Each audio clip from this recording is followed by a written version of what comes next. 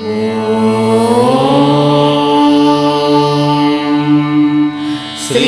సాయినాథాయ నమః.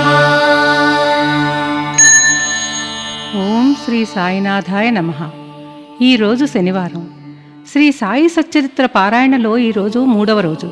ఈరోజు మన పారాయణ 16వ అధ్యాయంతో మొదలుపెట్టి 22వ అధ్యాయంతో ముగిద్దాం. 16, 17వ అధ్యాయాల్లో బ్రహ్మజ్ఞానాన్ని పొందటానికి ఆచరించదగ్గ నియమాలు, మనిషి పరిపూర్ణత్వం పొందటానికి గురువు సహచర్యం, ఆవశ్యకతలను గురించి తెలుసుకుందాం. శ్రీ సాయిబాబా భక్తుల మనోభిష్టాలను తీర్చే కల్పవృక్షము, కామధేనువు కంటే మిన్న అయిన ఉదార స్వభావులు. కల్పవృక్షము, కామధేనువు కోరిన కోరికలను మాత్రమే తీరుస్తాయి అంటారు. కానీ బాబా భక్తుల మనసెరిగి వారు తనను ఏమీ కోరకముందే వారి మనసులోని కోరికలను తీర్చే దయార్థ స్వభావులు. మనసా వాచా బాబానే నమ్మి కొలిచేవారికి ఇహాన్ని పరాన్ని కూడా ప్రసాదించగల మహామహిమాన్వితులు. ప్రేమతో భక్తితో ఇచ్చే తృణమైన ఫణమైన ఆతృతతోనూ అభిమానంతోనూ అందుకుని ఆశీర్వదిస్తారు బాబా. అహంకార మమకారాలను విడవని వారు ఎంత అమూల్య సంపదనిచ్చినా నిరాకరిస్తారు. ఆ సచ్చిదానంద స్వరూపునికి ఇచ్చేవారి మానసిక శుద్ధి ముఖ్యం కానీ అతని సంపద కాదు. ఒకనాడు ఒక ధనికుడు బాబా దగ్గరికి వచ్చాడు. అతడు సకల ఐశ్వర్యములలోనూ భోగభాగ్యములలోనూ మునిగి తేలుతున్నాడు. అతడికి ప్రతి పనికి ఒక నౌకరు ఉండేవాడు. బాబా కీర్తి ప్రతిష్టలు అతడి చెవిన పడగానే బాబాని దర్శించి వారి నుండి బ్రహ్మజ్ఞానాన్ని పొందాలి అనే కోరిక అతడికి కలిగింది. అతడు తన కోరికని తన మిత్రులకి తెలియజేశాడు. అప్పుడు అతని స్నేహితులలో ఒకరు, బ్రహ్మజ్ఞానాన్ని పొందడం అంత సులువైన విషయం కాదు, ముఖ్యంగా నీలాగా పేరాస ఉన్న వాళ్ళకి అది మరీ కష్టం. సంసార జంఝాటం, భోగలాలసత్వాల్లో మునిగి తేలుతున్న నీకు ఆత్మజ్ఞానాన్ని ఎవరూ కలిగించలేరు అన్నాడు.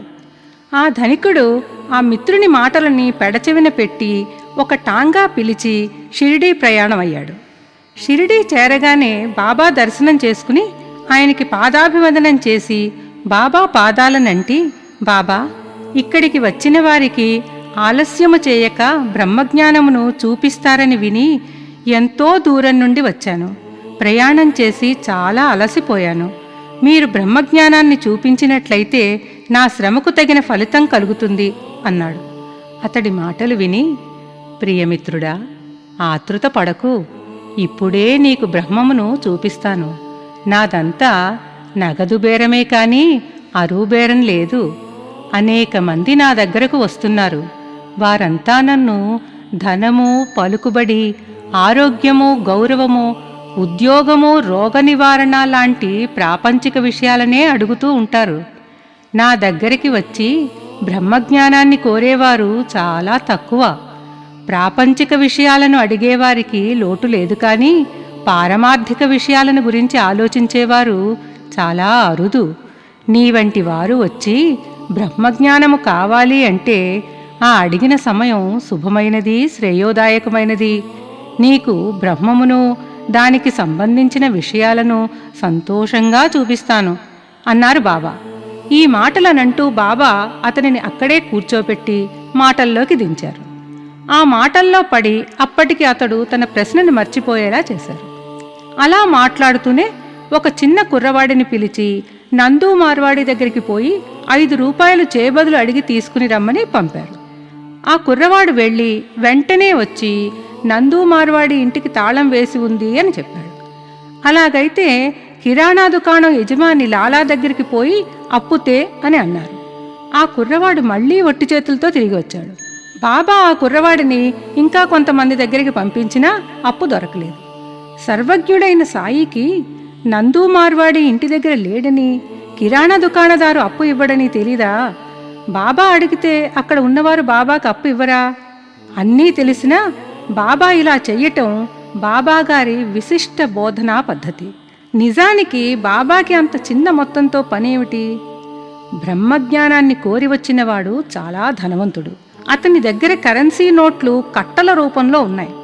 బ్రహ్మజ్ఞానాసక్తి గల ఆ ధనవంతుడు బాబా 5 రూపాయల కోసం ఇంత అవస్థ పడుతూ ఉంటే చూస్తూ కూర్చున్నాడే కాని తనంత తానుగా ఆ చిన్న మొత్తాన్ని కూడా బాబాకి ఇవ్వలేకపోయాడు. బాబాకి ఆ మొత్తాన్ని ఇవ్వాలని అతనికి తోచకపోగా 5 రూపాయల కోసం అవస్థపడుతున్న బాబాని చూసి త్వరగా బ్రహ్మజ్ఞానాన్ని ఇవ్వమని, ఆలస్యమైన కొద్దీ తాను బాడుగకు తెచ్చుకున్న గుర్రపు బండి అద్దె పెరిగిపోతుందని తొందరపెట్టసాగాడు. అప్పుడు బాబా చిన్నగా నవ్వుతూ అతడిని చూసి, ఓ మిత్రమా, ఇక్కడ జరుగుతున్న దానిని గ్రహించలేనంత అమాయకుడవా? నేను జరిపిస్తున్నదంతా నీకు బ్రహ్మమును చూపడానికే. బ్రహ్మము చూడాలని కాంక్షించేవారు తెలుసుకోవలసినవి ముఖ్యంగా 2 విషయాలు. మొదటిది, బ్రహ్మమును కోరువాడు భగవంతునికి సమర్పించవలసినది. రెండవది, బ్రహ్మజ్ఞాన సముపార్జనకు కావలసిన అర్హత. బ్రహ్మమును చూడాలంటే నీవు 5 వస్తువులను భగవంతునికి సమర్పించాలి. అవి పంచప్రాణాలు, పంచేంద్రియాలు, బుద్ధి, మనస్సు, అహంకారము. బ్రహ్మజ్ఞానాన్ని పొందటానికి ప్రయాణించవలసిన మార్గం అంత సులువైనది కాదు. అది కత్తి అంచులా పదునైనది. ఆ మార్గాన్న ప్రయాణించడానికి మానవుడికి కొన్ని అర్హతలు కావాలి. వాటిలో మొదటిది ముముక్షుత, అంటే భవబంధాల నుండి స్వేచ్ఛ పొందాలి అనే తపన. ఎవరైతే ఐహిక బంధాలను తెంచుకోవాలని కృతనిశ్చయంతో ఉండి అహర్నిశలు ఆ బంధ విముక్తి కోసమే శ్రమిస్తాడో వాడు ఆధ్యాత్మిక జీవితానికి అర్హుడు. రెండవది విరక్తి. ఇహలోకములోని విషయాల పట్ల విరక్తి చెందినప్పుడే మానవునికి పారమార్థిక మార్గంలో ప్రవేశించడానికి అర్హత కలుగుతుంది. మూడవది అంతర్ముఖత. మోక్షాన్ని కోరేవాడు ఇంద్రియాలను విషయవాసనల నుండి మరల్చి దృష్టిని అంతర్ముఖం చేసి తదేక ధ్యానంతో శోధించి ఆత్మసాక్షాత్కారాన్ని సాధించాలి. 4 పాప విమోచనం.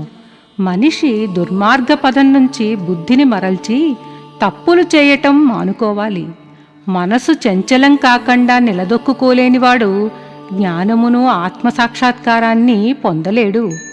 5వది సరి అయిన నడవడిక. సాధకుడు నిత్య సత్యవంతుడై తపస్సు చేస్తూ బ్రహ్మచర్యం పాటించిన నాడే బ్రహ్మజ్ఞానార్జనకి అర్హత పొందుతాడు.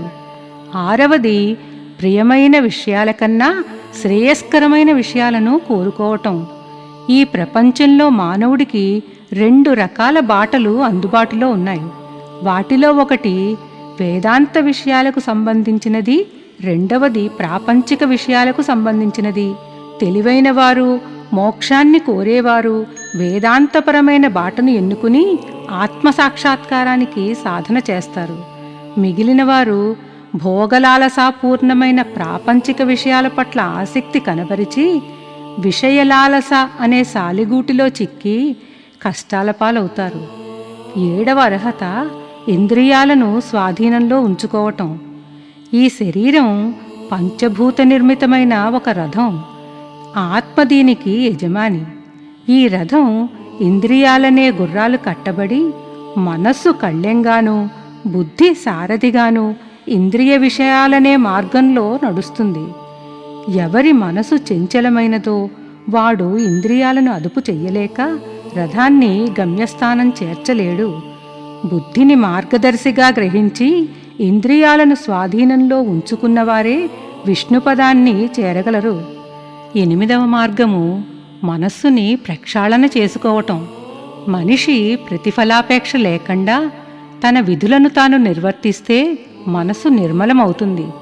నిష్కామ కర్మాచరణ వల్ల ఇంద్రియ భోగాలలో ఆసక్తి నశిస్తుంది. శీతోష్ణాలు, సుఖదుఖాలు, మానావమానాలు లాంటి ద్వంద్వాలను కూడా సమదృష్టితో చూడగలిగిన నాడు మనస్సు స్వచ్ఛమో, పవిత్రమో, పావనమో అవుతుంది. ఆ స్థితిని పొందినప్పుడే మన మనసు సత్యాసత్యాలను గ్రహించగల వివేకాన్ని పొందుతుంది. ఆ వివేకాన్నించే వైరాగ్యం కలిగి ఆత్మసాక్షాత్కారానికి మార్గం సుగమం అవుతుంది. మానవునిలోని అహంకారాదులు నాశనమై మనసు నిష్కామం అవనిదే ఆత్మసాక్షాత్కారం పొందటం సాధ్యం కాని పని. ఈ శరీరమే నేననే భావన ఒక భ్రమ. ఈ భ్రమ వల్లనే మనని కట్టిపడేసే భవబంధాలు ఏర్పడతాయి. ఈ ప్రాపంచిక బంధాలే మన వైరాగ్య మార్గంలో మనకెదురయ్యే అవరోధాలు కనుక వైరాగ్యాన్ని తద్వారా ఆత్మసాక్షాత్కారాన్ని పొందాలనే కోరిక కలవారు ఈ భవబంధాల్లో తగులుకోకుండా ప్రతిఫలాపేక్ష రహితంగా తమకు భగవంతుని చేత నిర్దేశింపబడ్డ కర్మలను పూర్తి చేసి ఆ భగవంతునిలోనే లీనమవ్వాలి. ఇక 9వ మార్గము సద్గురువు సేవ, వారి మార్గదర్శకత్వము. ఆత్మసాక్షాత్కారాన్ని పొందటానికి మనకి ఒక మార్గదర్శి కావాలి. సద్గురువులు మాత్రమే మనకి తమ చేయూతనిచ్చి కఠినమైన ఆ మార్గంలోని మన ప్రయాణాన్ని సులువుగా మార్చి మనకి బ్రహ్మపదాన్ని చూపగలరు. సద్గురువులు దీక్షతో సాధన చేసి ఆత్మసాక్షాత్కార మార్గాన్ని శోధించి సాధించిన వారు కనుక వారు వారి శిష్యులను ఆ మార్గంలో ఎదురుపడే అవరోధాల నుంచి అతి చాకచక్యంతో తప్పించి విష్ణుపదాన్ని చేరుస్తారు. ఆత్మజ్ఞానం పొందాలంటే భగవత్కృప అత్యంత ఆవశ్యకమైనది. భగవంతుని కరుణాకటాక్షాలను పొందినవారు మాత్రమే ఆత్మసాక్షాత్కారానికి అర్హతను పొందగలుగుతారు. వేదాధ్యయనము వల్ల కానీ, మేధాశక్తి వల్ల కానీ, పుస్తక పరిజ్ఞానం వల్ల కానీ ఆత్మానుభూతి కలగదు. ఆత్మ ఎవరిని వరించునో వారే దానిని పొందగలరు. అట్టివారికే ఆత్మ తన స్వరూపమును తెలియజేయునని కఠోపనిషత్తు తెలుపుతోంది అంటూ ఆత్మజ్ఞానం గురించి తన మృదు మధుర ప్రసంగాన్ని ముగించి ఆ ధనికుని చూసి, అయ్యా, నీ జేబులో బ్రహ్మము రూపాయి నోట్ల రూపంలో 50 రెట్లుంది, దయచేసి దానిని బయటకు తీయుము అన్నారు బాబా. ఆ మాటలకు ఆ పెద్ద మనిషి తన జేబులో నుంచి నోట్ల కట్ట తీసి లెక్క పెట్టగా 25 10 రూపాయల నోట్లు ఉన్నాయి. అంతా ఆశ్చర్యంతో చూస్తున్నారు.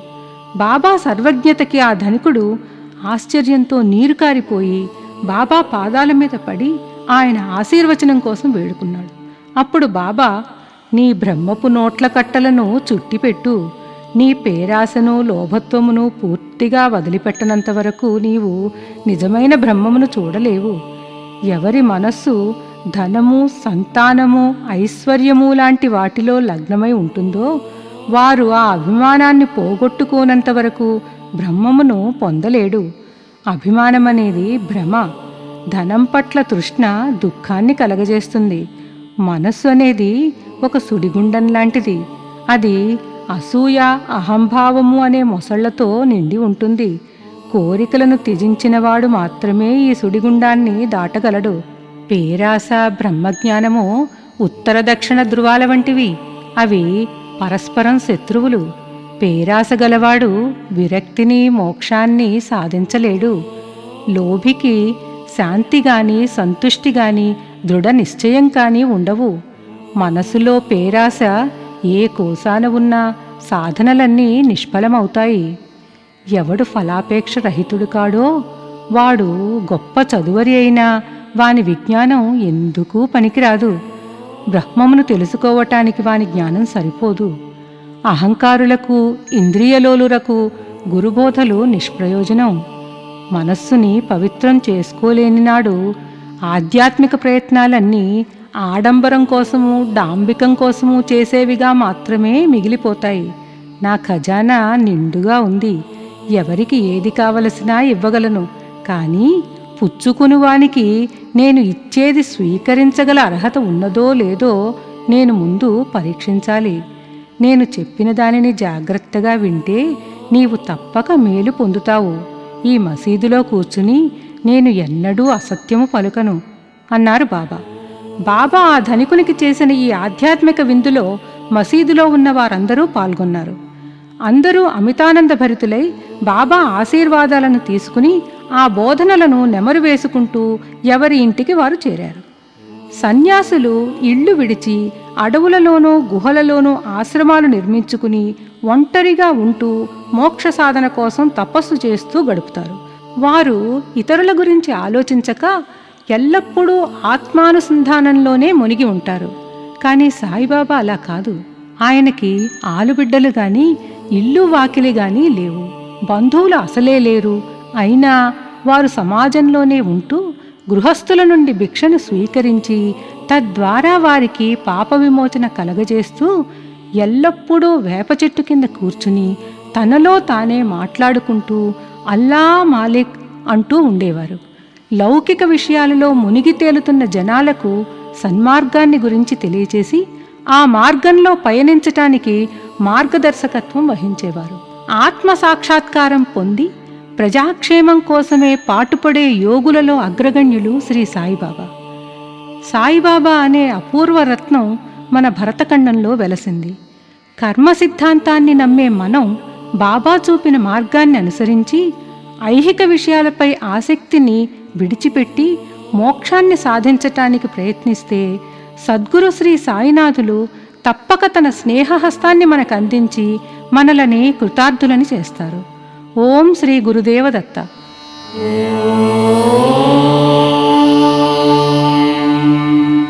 శ్రీ సాయినాథాయ నమః. ఓం శ్రీ సాయినాథాయ నమః. ఈనాటి ఈ 18, 19 అధ్యాయాలలో మనం పరులను నిందించటం పాపమని, కష్టించే వారికి తగు కూలి ఇవ్వటం ద్వారా పని చేయించుకున్న వారికి, చేసిన వారికి సంతృప్తి కలుగుతుందని బాబా క్రియారూపకంగా బోధించిన తీరు తెలుసుకుందాం. సద్గురువులు శ్రావణమేఘం వంటి వారు. తమ అద్భుతమైన బోధనామృతాన్ని మనపై పుష్కలంగా కురిపిస్తారు. ఆ బోధనలను మనం మనసారా గ్రహించి జీర్ణించుకుని ఆ అమృతసారాన్ని ఇతరుల మేలు కోసం కూడా వినియోగించాలి.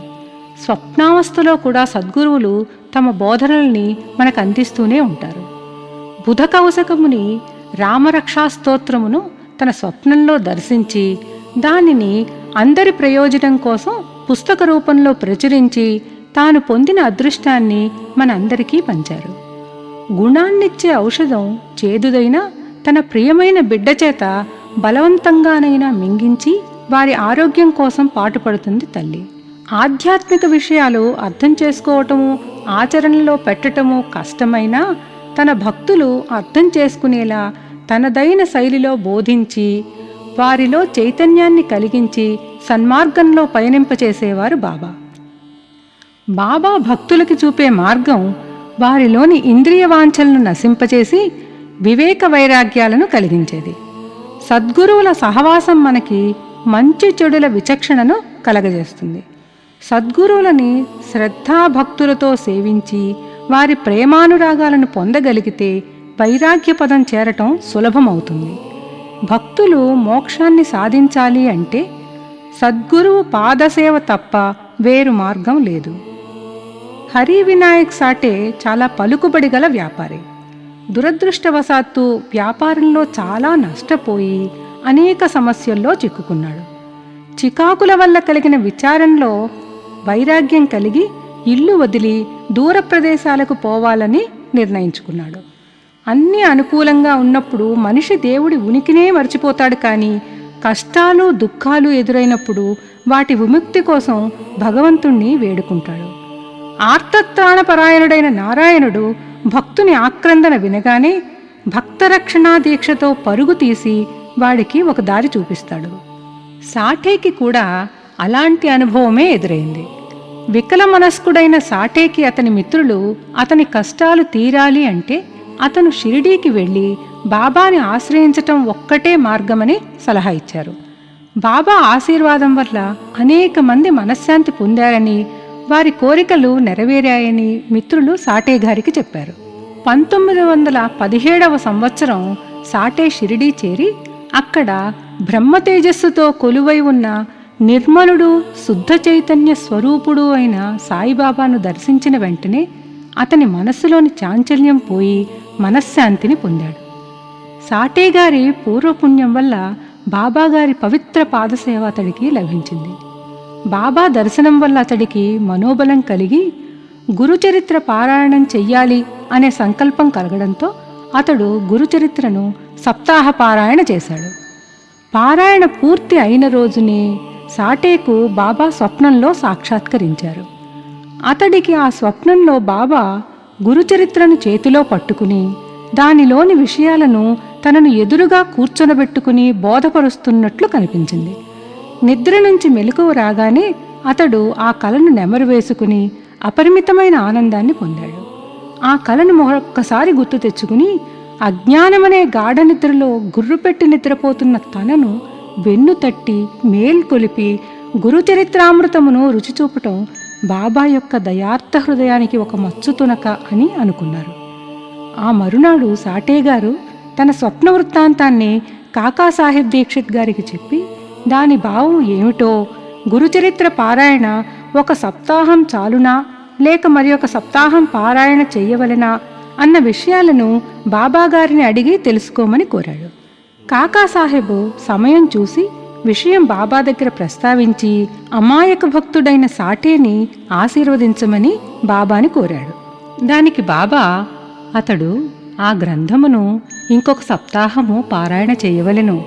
ఆ గ్రంథాన్ని శ్రద్ధాభక్తులతో జాగ్రత్తగా పారాయణ చేస్తే అతడి మనసులోని చాంచల్యం మాయమవుతుంది.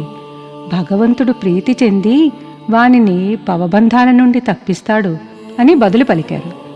ఆ సమయంలో హేమాడ్ పంత్ బాబా పాదాలను ఒత్తుతూ అక్కడే ఉన్నాడు.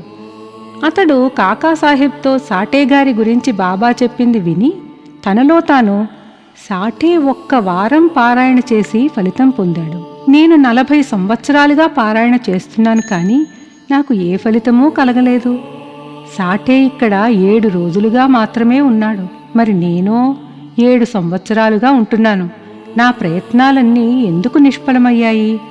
చాతకపక్షి మేఘము నుంచి పడే నీటి బిందువు కోసం కాచుకుని ఉన్నట్లు నేను బాబా కటాక్షం కోసం కాచుకుని ఉన్నాను. బాబా నా మీద దయతలచి వారి బోధనలతో నన్ను ఆశీర్వదిస్తారని ఎంతో ఆశతో ఉన్నాను అని ఆలోచిస్తూ తనలో తాను బాధపడసాగాడు. హేమాడ్ పంత్ ఆలోచనలను గ్రహించిన బాబా హేమాడ్ పంత్ని శ్యామా దగ్గరికి వెళ్ళి కొంతసేపు అతనితో ముచ్చటించి 15 రూపాయలు దక్షిణ అడిగి తీసుకుని రమ్మని పంపారు. బాబా తన భక్తుల ఆలోచనలను కూడా చెడు మార్గంలో పయనించనివ్వరు. హేమాడ్ పంత్ ఆలోచనల్లో కూడా మరొకరి పట్ల ఈర్ష్య చెందటం బాబా ఇష్టపడలేదు. బాబా తన భక్తులలోని చెడు ఆలోచనలను నిర్మూలించి మంచి మార్గంలో పెట్టడానికి వారికి సహకరించేవారు. పంత్ బాబా ఆజ్ఞను శిరసావహించి శ్యామ ఇంటికి వెళ్ళారు. శ్యామ అప్పుడే స్నానం చేసి పట్టుపంచ కట్టుకుంటున్నారు. పంత్ గారిని తన ఇంటి వాకిట చూసి బయటకు వచ్చి, మధ్యాహ్న హారతికి వేళ అవుతూ ఉండగా మీరు మసీదు వదిలి ఇక్కడికెందుకు వచ్చారు? చికాకుగా చెంచలులుగా కనిపిస్తున్నారెందుకు? ఒంటరిగా వచ్చారెందుకు అని ప్రశ్నల వర్షం కురిపించారు. ఆయన ప్రశ్నలకు పంత్ సమాధానం ఇచ్చేలోపే శ్యామాగారు తిరిగి పంత్ గారితో, కొంచెం సేపు కూర్చోండి, నేను పూజ ముగించి వస్తాను. ఈలోగా తాంబూలం వేసుకోండి, నేను వచ్చిన తర్వాత మాట్లాడుకుందాం అంటూ పూజామందిరానికి వెళ్లారు. హేమాడ్ పంత్ వసారాలో కూర్చున్నారు. అక్కడ ఉన్న కిటికీలో ఏకనాథ భాగవతం అనే ప్రసిద్ధ మరాఠీ గ్రంథాన్ని పంతుగారు చూశారు. ఏకనాథ భాగవతంలో భాగవతంలోని ఏకాదశ స్కందాన్ని గురించి వ్యాఖ్యానించబడింది. సాయిబాబా తన భక్తుల చేత భగవద్గీత, గీతకు మరాఠీ వ్యాఖ్యానమైన ఏకనాథ భాగవతము, భావార్థ రామాయణము లాంటి గ్రంథాలని చదివించేవారు. తన దర్శనార్థం వచ్చిన వారెవరైనా బాబాని ప్రశ్నిస్తే తగు సమాధానాలను చెప్పి వారికి తన భక్తులు చేసే గ్రంథపారాయణను వినమని, వారి వారి సందేహాలకు సమాధానాలను వాటి నుండి గ్రహించవచ్చునని చెప్పేవారు. బాబా ఆజ్ఞానుసారం వారు ఆ సత్సంగాన్ని చెయ్యటం ద్వారా వారి సందేహాలకు పరిపూర్ణమైన సమాధానాలు దొరికేవి. హేమాడ్ పంత్ కూడా బాబా ఆజ్ఞానుసారం ఆ సద్గ్రంథాలని నిత్యమూ పారాయణ చేసేవాడు. ఆ రోజు అతడు తాను పారాయణ చేసే ఏకనాథ భాగవతంలోని ఆనాటి భాగాన్ని చదవకుండానే మసీదుకి వెళ్ళాడు.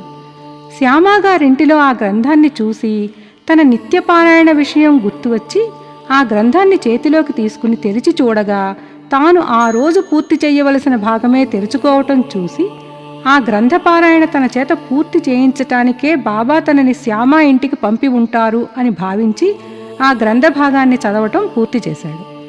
పంత్ గారు గ్రంథ భాగాన్ని చదవటం పూర్తి చేసే సమయానికి శ్యామాగారు పూజ ముగించి బయటికి వచ్చారు. హేమాడ్ పంత్ గారు శ్యామాకు తాను వచ్చిన కారణం చెప్పారు. దానికి శ్యామ ఆ సమయంలో తన దగ్గర బాబా దక్షిణగా కోరిన 15 రూపాయలు లేవని, దానికి బదులుగా బాబాకి తన 15 సాష్టాంగ నమస్కారాలు అందజేయమని పంతుగారికి చెప్పారు. పంతుగారు శ్యామతో ఆయనకి తెలిసిన బాబా లీలలను తనకి తెలపమని కోరారు. శ్యామ లోపలికి వెళ్ళి మడిపంచె మార్చి మామూలు దుస్తులు ధరించి వెలుపలకు వచ్చి పంతు ముందు కూర్చుని సాయిబాబా లీలలను గురించి చెప్పసాగాడు. బాబా లీలలు అనంతాలు. ఆయన లీలా వినోదిలా కనపడినా అవి ఏవీ ఆయనకి అంటవు. నేనా పల్లెటూరివాడను, మీ వంటి పండితుణ్ణి నాలాంటి పామరుని దగ్గరికి పంపిస్తే నేనేం చెప్పగలను? ఈ బాబా మార్గాలు మనం ఊహించలేము. నాకు ఒక విషయం గుర్తుకొస్తోంది, అది చెబుతాను వినండి. భక్తుడు ఎంతటి పట్టుదలతో మనోనిశ్చయంతోనూ ఉంటాడో అంత త్వరగా బాబా వారికి సహాయం చేస్తారు. ఒక్కోసారి భక్తులను కఠిన పరీక్షలకు గురిచేసిన తరువాతే తన కరుణను వారిపై కురిపిస్తారు. శ్యామ మాటలను వింటున్న పంతుగారికి సాటేగారి గురుచరిత్ర పారాయణ, తనలో ఆ క్షణం మెదిలిన ఆలోచనలు గుర్తు వచ్చాయి. బాబా బహుశా తన మనోభావాలను గ్రహించి తనకు మనశ్శాంతి కలిగించటానికే ఇక్కడికి పంపి ఉంటారు అనుకున్నాడు. శ్యామ పంతుగారికి రాధాభాయ్ దేశ్ముఖ్ అనే భక్తురాలి అనుభవం వివరించసాగారు. రాధాభాయ్ దేశ్ముఖ్ ఒక ముదుసలి భక్తురాలు. ఆమె సంగమనేర్ అనే గ్రామం నుంచి మరికొందరు గ్రామస్తులతో కలిసి బాబా దర్శనార్థమై షిరిడీ చేరింది. ఆమె బాబా నుండి ఏదైనా ఉపదేశం పొంది తీరాలి అని గట్టిగా నిర్ణయం తీసుకుంది. బాబా తనకి ఏదైనా ఉపదేశించే వరకు అన్నం నీరు మాని ఉపవాసం చెయ్యాలని, ఒకవేళ బాబా ఉపదేశించకపోతే అలాగే మరణించాలి అనే పట్టుదలతో తన బసలో ఉపవాస దీక్ష ప్రారంభించింది. 3 రోజులు గడిచిపోయాయి. ఆమె మాత్రం తన పట్టు విడవలేదు. ఆమె పట్టుదల చూసి శ్యామ భయపడి బాబా దగ్గర చేరి, బాబా, ఏమిటి ఇలా చేస్తున్నావు? అనేక మందిని నీ దగ్గరికి రప్పించుకుంటావు, వారిని ఆశీర్వదించి వారి కోరికలు తీరుస్తావు. ఆ ముసలి భక్తురాలి సంగతి నీకు తెలియంది కాదు. ఆమె చాలా పట్టుదల గలది. చచ్చే వరకు ఉపవాస దీక్షను సాగించేలా ఉంది. నీవు ఆమె మనస్సు గ్రహించి ఆమెకు ఉపదేశం ఇవ్వకపోతే ఆమె ఉపవాస దీక్ష మానదు. ఆమెకు ఏమైనా జరిగితే అందరూ నిన్నే నిందిస్తారు. నీవు సరియైన సమయానికి సరియైన సలహా ఇవ్వకపోవటం వల్లే ఆమె చచ్చిపోయిందని లోకులు నిన్ను నిందిస్తారు. అందుకే ఆమెపై దయతలచి ఆశీర్వదించి తగిన దారి చూపించు అని వేడుకున్నాడు. ఆమె మనోనిశ్చయం, మొండి పట్టుదల చూసి బాబా ఆమెను మసీదుకు పిలిపించి, అమ్మా, అనవసరమైన యాతనకు పాల్పడి చావుని ఎందుకు కోరుతున్నావు? నీవు నిజంగా నా తల్లివి, నేను నీ బిడ్డను. నా మీద దయతలచి నేను చెప్పేది జాగ్రత్తగా విను. నీకు నా కథలను చెబుతాను. నీవు వాటిని జాగ్రత్తగా వింటే నీకు మేలు జరుగుతుంది. నాకు ఒక గురువు ఉండేవారు. ఆయన గొప్ప యోగీశ్వరులు. ఆయన మిక్కిలి దయార్థ హృదయులు. నేను చాలా కాలం ఆయనకి శుశ్రూష చేశాను. ఆయన నాకు ఎలాంటి మంత్రమును ఉపదేశించకపోయినా నాకు మాత్రం వారిని వదిలి వెళ్ళాలి అనే ఆలోచనే రాలేదు. నేను ఆయనతోనే ఉండి ఆయనకు సేవ చేస్తూ ఆయన నుండి కొన్ని ఉపదేశాలను పొందాలి అనే కృతనిశ్చయంతో ఉన్నాను. కానీ ఆయన దారి ఆయనది. ఆయన నా తల గొరిగించారు. నా నుండి 2 పైసల దక్షిణ అడిగారు. నేను దానిని వెంటనే ఆయనకు సమర్పించాను. గురువుగారు పూర్ణకాములైతే ఆయన దక్షిణ ఎందుకు అడిగారు అనే సందేహం కలగవచ్చు. ఆయన డబ్బును లక్ష్యపెట్టేవారు కాదు. ఆయనకి డబ్బుతో ఏం పని? ఆయన అడిగిన 2 పైసలు ఒకటి నిష్ఠ, దీనినే శ్రద్ధగా కూడా అర్థం చేసుకోవచ్చు. రెండవది సంతోష స్థైర్యములతో కూడిన ఓరిమి. నేను ఈ రెండింటినీ వారికి అర్పించాను. ఆయన ప్రసన్నులయ్యారు. నా గురువుని నేను 12 సంవత్సరాలు నిష్ఠగా సేవించాను. వారే నన్ను పెంచి పోషించారు. అన్నవస్త్రాల గురించిన ఆలోచనే నాకు ఉండేది కాదు. వారు పరిపూర్ణమైన ప్రేమావతారులు. నన్ను ఎంతో ప్రేమించేవారు. అంతటి గురువు దొరకటమే నా అదృష్టం. ఆయన నిరంతరం ధ్యానంలోనే ఉండేవారు. నేను ఆయనను తదేక దృష్టితో చూస్తూ ఉండేవాడిని. ఆ స్థితిలో మేమిద్దరం ఆనందంలో మునిగి తేలేవారం. రాత్రింబవళ్ళు నిద్రాహారములను మాని నేను ఆయనను చూస్తూనే ఉండిపోయేవాడిని. ఆయనను చూడకపోతే నాకు మనశ్శాంతి లేదు. ఆయన ధ్యానం తప్ప నాకు వేరే పనే లేదు. ఆయన సమక్షమే నా ఆశ్రమం. నా మనసు అన్ని వేళలా ఆయనతోనే నిండి ఉండేది. అదే ఆయన దక్షిణగా కోరిన మొదటి పైసా శ్రద్ధ. ఇక రెండవ పైసా సబూరి అంటే సంతోష స్థైర్యములతో కూడిన ఓర్పు.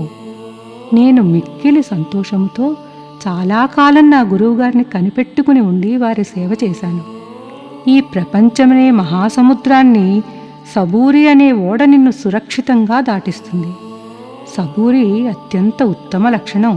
అది పాపాలని పోగొడుతుంది, కష్టాలని పారద్రోలుతుంది, అవాంతరాలనన్నింటినీ తొలగించి నిర్భయుణ్ణి చేసి చివరకు నీకు జయం కలిగేలా చేస్తుంది ఈ సబూరి.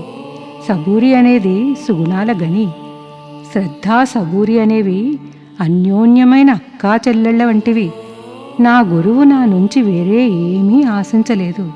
నన్ను ఉపేక్షించకుండా సర్వకాల సర్వావస్థలయందు నన్ను కాపాడుతూ ఉండేవారు.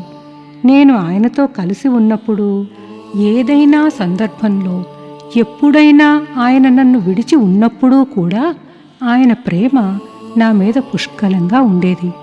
ఆయన తన దృష్టి మాత్రం చేతనే నన్ను కాపాడేవారు. తాబేలు తన పిల్లలను కేవలం దృష్టితో పెంచే విధంగా నా గురువు నన్ను వారి దృష్టితో పోషించేవారు. నాపై తమ దృష్టిని నిలిపి వారి ప్రేమతో నన్ను కాపాడేవారు. అమ్మా, నా గురువు నాకు ఎలాంటి మంత్రాలని ఉపదేశించినప్పుడు నేను మాత్రం నీకు ఏ మంత్రాలను ఉపదేశించగలను? గురువుగారి ప్రేమమయమైన చూపే మనకి సంతోషాన్ని కలిగిస్తుందని గుర్తుంచుకో. మంత్రాన్ని గాని ఉపదేశాన్ని గాని ఎవరి దగ్గరైనా తీసుకోవాలి అనే ప్రయత్నం మానుకో.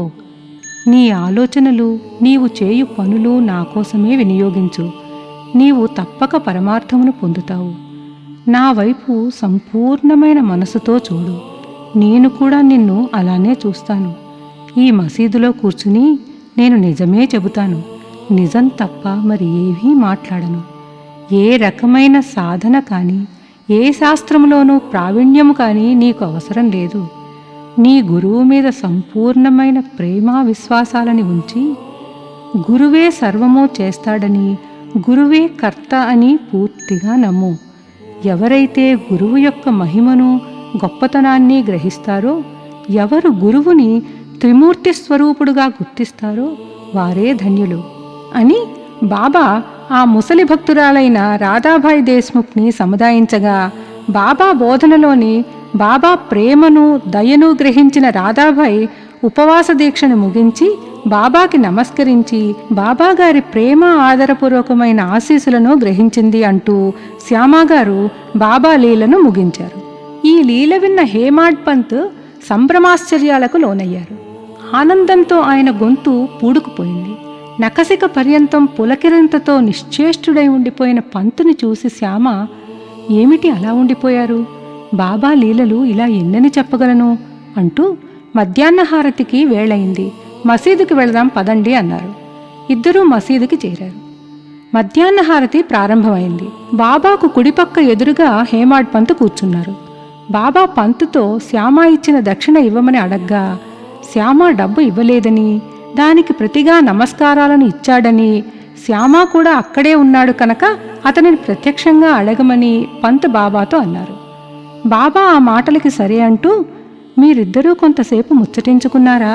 ఏం మాట్లాడుకున్నారు అని అడిగారు. గంటల చప్పుడు, మృదంగధ్వని, హారతి పాటల హోరుల మధ్య పంత్ జరిగినదంతా పూసగుచ్చినట్టు బాబాకి చెప్పారు. శ్యామ చెప్పిన కథ తనని బాగా ప్రభావితం చేసిందని పంత్ అనగా, బాబా ఆ కథ ప్రాముఖ్యతను గుర్తించావా అని ప్రశ్నించారు. దానికి పంత్ గారు, అర్థం చేసుకున్నాను బాబా. నా మనస్సు యొక్క చాంచల్యం నశించింది. నాకు నిజమైన శాంతి విశ్రాంతి కలిగింది. సత్యమార్గాన్ని తెలుసుకోగలిగాను అని జవాబిచ్చారు. ఆ జవాబు విన్న బాబా, నా పద్ధతి చాలా విశిష్టమైనది. ఈ ఒక్క కథను జ్ఞాపకం ఉంచుకో. అది నీకు చాలా ఉపయోగపడుతుంది. ఆత్మసాక్షాత్కారానికి ధ్యానం చాలా అవసరం. దాన్ని అలవాటు చేసుకో. ధ్యానం వల్ల ఇంద్రియాల మీద అదుపు లభిస్తుంది. కోరికలను విడిచిపెట్టి ప్రతిఫలాపేక్ష లేకుండా సమస్త జీవరాశులలోనూ ఉన్న భగవంతుని ధ్యానించు. మనస్సుని ఏకాగ్రం చేయగలిగితే లక్ష్యం సిద్ధిస్తుంది. ఎప్పుడూ నిరాకార స్వభావాన్ని ధ్యానించు. అదే జ్ఞానస్వరూపం, అదే చైతన్యము, అదే ఆనందము. నిరాకార నిర్గుణ పరబ్రహ్మస్వరూపాన్ని ధ్యానించటం మీ వల్ల కాకపోతే రాత్రింబవళ్ళు మీరు చూస్తున్న నా ఈ ఆకారాన్నే ధ్యానించండి. అలా సాధన చెయ్యగా చెయ్యగా ఆత్మ యొక్క స్వరూపాన్ని అర్థం చేసుకోగలుగుతారు. తల్లి తాబేలు నదికి ఒక ఒడ్డున, పిల్లలు మరొక ఒడ్డున ఉన్నా తల్లి తాబేలు పిల్లలకి ఆహారం అందించకపోయినా తల్లి చూపే వాటికి జీవశక్తి ఇస్తుంది. తల్లి చూపే వాటికి అమృతధార. ఆ చూపే వాటి బ్రతుకుకి, ఎదుగుదలకి, సంతోషానికి ఆధారం. గురు శిష్యుల సంబంధం కూడా తల్లి తాబేలు పిల్ల తాబేలు వంటిదే. గురువు ఎక్కడ ఉన్నా, శిష్యులు ఎంత దూరాన ఉన్నా గురువు చల్లని చూపే శిష్యులకు సర్వకాల సర్వావస్థలలోనూ తోడు నీడగా రక్షగా ఉంటుంది. బాబా మాటలు పూర్తయ్యేసరికి మసీదులో జరుగుతున్న హారతి కూడా ముగిసింది. శ్రీ సచ్చిదానంద సద్గురు సాయినాథ్ మహారాజ్ కీ జై అనే జయ జయధ్వానాలు మిన్నుముట్టాయి. మనం కూడా ఆ సమయానికి మసీదులో ఉన్నట్లు భావించి ఆ జయ జయధ్వానాలలో పాలు పంచుకుంటూ శ్రీ సాయి ఆశీర్వాదాన్ని మనసారా కోరుకుందాం. హారతి పూర్తి కాగానే ప్రసాదం పంచారు. ఆ హారతి నిర్వహించిన బాపూ సాహెబ్ జోగు బాబా చేతిలో కలకండ ముక్క పెట్టాడు. బాబా ఆ కలకండ ముక్కని హేమాడ్ పంత్కి ఇచ్చి, ఈనాడు నువ్వు విన్న కథ నువ్వు ఎల్లవేళలా జ్ఞాపకం ఉంచుకుంటే నీ కోరికలన్నీ నెరవేరి నీ స్థితి ఈ కలకండలా మధురంగా ఉంటుంది అన్నారు. హేమాడ్ పంత్ తన అదృష్టానికి ఉక్కిరిబిక్కిరయ్యాడు. బాబాకి సాష్టాంగ నమస్కారం చేసి, ఎప్పుడూ నన్ను ఇలాగే అనుగ్రహించి ఆశీర్వదించు బాబా అని ప్రార్థించాడు. బాబా ఒకరోజు మసీదులో ఉన్న భక్తులతో, ఏదో ఒక సంబంధం లేకుండా ఒకరు ఇంకొకరి దగ్గరికి పోరు. ఏ వ్యక్తి గాని జంతువు గాని నీ దగ్గరికి వస్తే నిర్దాక్షిణ్యంగా తరిమివేయకు. ఆదరణతో చూడు. దాహము గలవారికి నీళ్లు, ఆకలిగా ఉన్నవారికి అన్నము, బట్టలు లేని వారికి బట్టలు ఇవ్వటము, అలసి సొలసిన బాటసారులకి విశ్రాంతి తీసుకోవటానికి నీ ఇంటి వసారాలో చోటు ఇవ్వటం వంటి మంచి పనులు నువ్వు ఆచరించినప్పుడు భగవంతుడు నీ పట్ల ప్రసన్నుడవుతాడు. ఎవరైనా డబ్బు సహాయం కోరి నీ దగ్గరికి వస్తే నీకు ఇవ్వడానికి ఇష్టం లేకపోతే ఇవ్వవద్దు, కానీ వాళ్ళని కసిరి తరిమివేయవద్దు. ఇతరులు నిన్ను ఎంత నిందించినా నువ్వు కఠినంగా జవాబు చెప్పకు. అలాంటి వారి దగ్గర నువ్వు ఓపికతో వ్యవహరిస్తే నీకు తప్పకుండా సంతోషం కలుగుతుంది. రుణానుబంధమే మనుషుల్ని కలుపుతుందని తెలుసుకో. ఎవరైనా నీ దగ్గరికి వచ్చి ఏమైనా ఆశించారు అంటే అది రుణానుబంధ ఫలితమే. ఈ ప్రపంచం తలక్రిందులైనా సరే నువ్వు గాబరా పడకు. నువ్వు ధైర్యంగా ఉండి జరుగుతున్న నాటకాన్ని చూస్తూ ఉండు. నీకు నాకు మధ్య ఉన్న అడ్డుగోడను కూల్చివెయ్యి. అప్పుడు మనం కలవడానికి దారి ఏర్పడుతుంది. నాకు నీకు భేదం ఉందనుకోవడమే భక్తుణ్ణి దైవానికి, శిష్యుణ్ణి గురువుకి దూరంగా ఉంచుతోంది. ఆ భావాన్ని నశింపచెయ్యకపోతే మన ఐక్యత సాధ్యపడదు. భగవంతుడు సర్వాధికారి. ఆయన మనందరినీ కాపాడతాడు. ఆయన దారి అసామాన్యము. అది చాలా విలువైనది, తెలుసుకో వీలులేనిది. భగవంతుని ఇష్టప్రకారమే మనం అంతా నడుచుకుంటాం. భగవంతుడే మనకి దారి చూపించి మన కోరికలను నెరవేరుస్తాడు. జీవిత పరమావధి పొందినవారు అమరులై సుఖంగా ఉంటారు. మిగిలినవారు జీవోత్సవాలతో సమానం అంటూ తన ఉపదేశాన్ని ముగించారు. బాబా సద్విచారాలను ప్రోత్సహించి భగవత్ సాక్షాత్కారానికి దారి చూపిస్తారు. ఒక బుధవారం రాత్రి పడుకునే ముందర హేమాడ్ పంత్, రేపు గురువారం మంచి రోజు కనుక ఈ పవిత్ర పుణ్యక్షేత్రమైన షిరిడీలో రేపటి రోజున రోజంతా రామనామస్మరణ చేస్తాను. అలా చేస్తే బాబా అనుగ్రహంతో నా మేధాశక్తి వృద్ధి పొందటమే కాక నాకు మనశ్శాంతి కలుగుతుంది అనుకుంటూ నిద్రకు ఉపక్రమించారు. మరునాడు ఉదయం నిద్ర లేవగానే అప్రయత్నంగానే రామనామం గుర్తుకు వచ్చింది. అతనికి చాలా సంతోషం కలిగింది. స్నానాదులు పూర్తి చేసుకుని బాబా దర్శనానికి బయలుదేరాడు. అడుగులు మసీదు వైపు దారితీస్తూ ఉండగా గురు కృపాంజని పాయో మేరే భాయి అనే ఒక తీయని గానం అతనికి వీణుల విందు చేసింది. ఆ పాటను ఏకనాథ్ మహారాజ్ అనే ప్రఖ్యాత రచయిత రచించారు. దాని అర్థం చాలా చక్కనిది. గురుకృప అనే అంజనం లభించిందని, దానితో తన కళ్ళు తెరవబడి శ్రీరాముడిని లోపల వెలపల, నిద్ర జాగ్రత్తావస్థలలోనూ స్వప్నావస్థలోనూ అన్ని వేళలా అన్ని చోట్ల చూడగలుగుతున్నాను అని ఆ పాటకి అర్థం. ఆ పాటని బాబా సమక్షంలో ఔరంగాబాద్ నుంచి వచ్చిన ఒక భక్తుడు పాడుతున్నాడు. ఆ పాట చెవిన పడగానే పంతుగారి మనసు పులకించింది. ఆ సమయంలో ఆ భక్తుడు ఆ పాట పాడటం కేవలం కాకతాళీయం కాదని, సందర్భానుసారంగా బాబా ఈ ఏర్పాటు చేసి ఉంటారని, ఆ రోజంతా రామనామస్మరణ చెయ్యాలి అనే తన మనోనిశ్చయాన్ని దృఢతరం చెయ్యటానికే బాబా అలా చేసి ఉంటారని పంత్ అనుకుంటూ బాబా సర్వాంతర్యామిత్వానికి మరొక్కసారి మనసా నమస్కరించారు. రామనామమనే అమృతం సర్వదుఃఖ భంజనం అనేది అక్షర సత్యం. రామనామ జపం భగవద్గీత పారాయణతో సమానమని సాక్షాత్ శ్రీకృష్ణ భగవానుడే తెలియజేశాడు. బాబా భక్తులకు ఏదైనా ఉపదేశించాలి అంటే ఆ బోధనలకు ప్రత్యేక స్థలం కానీ సమయంతో కానీ పనిలేదు. వారు సందర్భానుసారం నిత్యము తన బోధనలను సాగించేవారు. ఒకరోజు ఒక భక్తుడు ఇంకొక భక్తుణ్ణి ఇతరుల ముందు దూషించసాగాడు. కూరిమి విరసంబైనను నేరములే తోచుచుండు అనేది వేమన సూక్తి. మనకి ఎవరిపైనైనా ద్వేషము కోపము కలిగినప్పుడు, కొంతకాలం మిత్రులుగా ఉన్నవాళ్లు శత్రువులుగా మారినప్పుడు, వారిలో వారికి ఒకరు చేసే పనులు మరొకరికి దోషపూరితాలుగా కనిపిస్తాయి. ఈ సందర్భంలో ఆ భక్తుడు కూడా వేరొక భక్తుడు చేసిన పనులన్నింటికీ నేరమనే రంగు పులిమి అతనిలో తప్పుల్ని ఎంచసాగాడు. ఆ ఆరోపణలను వింటున్న వారు విసిగిపోయారు. పరులను నిందించడం మూలంగా అసూయాద్వేషాలతో మనస్సు అల్లకల్లోలం అవుతుంది. పరనిందకు పాల్పడిన వాడిని బాబా సరిదిద్దిన పద్ధతి విశిష్టమైనది. ఒకనాటి మధ్యాహ్న వేళ బాబా లేండీబాగ్కి వెళ్తున్నప్పుడు మరొక భక్తుణ్ణి నిందించిన ఆ ఆసామి ఎదురై నమస్కరించగా బాబా అతనికి ఒక పందిని చూపించి, చూడు, ఆ పంది కసువుని ఎంత ఇష్టంగా తింటోందో, నీ స్వభావం కూడా అలాంటిదే. ఎంతో ఆనందంగా నీ సాటివాణ్ణి తిడుతున్నావు. ఎంతో పుణ్యం చేసుకుంటే నీకు ఈ మానవ జన్మ లభించింది. ఇలా పరనిందతో పాపాలు మూటకట్టుకునే నీకు ఈ షిరిడీ యాత్ర సహాయపడుతుందా అని ప్రశ్నించారు. విద్యుత్ తరంగాలలా ప్రవహించిన బాబా బోధనా తరంగాల తాకిడికి ఆ ఆసామి మనోవైకల్యం నిర్మూలమైంది. స్వచ్ఛమైన మనస్సుతో ఆ భక్తుడు బాబాకి కృతజ్ఞతాపూర్వకంగా నమస్కరించాడు. బాబా ఉపదేశాలు సమయానుకూలంగా ఉండేవి. ఆ ఉపదేశాలను ఆకళింపు చేసుకున్న వారికి ఆత్మసాక్షాత్కారం సులభ సాధ్యమవుతుంది.